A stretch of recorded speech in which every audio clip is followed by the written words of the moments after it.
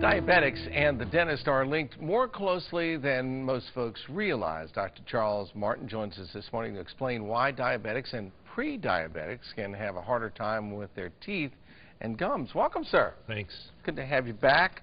Let's talk about this for a second, and the link between diabetics and the people with their teeth. Why is diabetes so bad on people's teeth, or so rough? The key concept here is infection. So anyone who's diabetic is more likely to get an infection.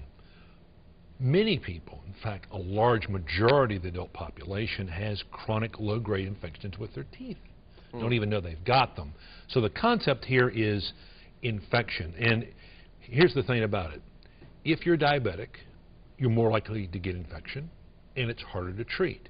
If you have dental problems, it's harder to treat because you're diabetic. So it's a closed loop. Yeah. If you're diabetic, your dental condition's worse. If your dental condition is bad, it makes your diabetic condition hard to control. And for a diabetic, it is the management of that chronic problem that's key to the quality of life. So does the dentist have to work with the doctor of a diabetic, or you pretty much have a procedure? Well, oftentimes we have to have awareness of what the diabetic's numbers are. For example, what's their blood sugar level, and what is their A1C level, which is a measure long-term of what their blood sugar level is. Okay. I mentioned this term a couple of times, and it was in the script there when we were leading up to talking to you about pre-diabetic. Right. Well, if you don't have diabetics, if you're not a diabetes sufferer now, aren't we all pre-diabetic? Well, we aren't all pre-diabetic, but disease is not an off-on switch. Yeah. It's a continuum. So if you are overweight, you're more likely to become diabetic as an adult. That's adult onset diabetic condition, okay, type 2 diabetes. And the thing about that is that if you have dental problems, chronic low-grade infections, not only are you creating problems for yourself with potential diabetes, particularly if there's a family history of it, but you're also creating a number of other problems. So it's the chronic infection that's a problem that creates other conditions in the body. So pre-diabetic needs a special attention too. All right.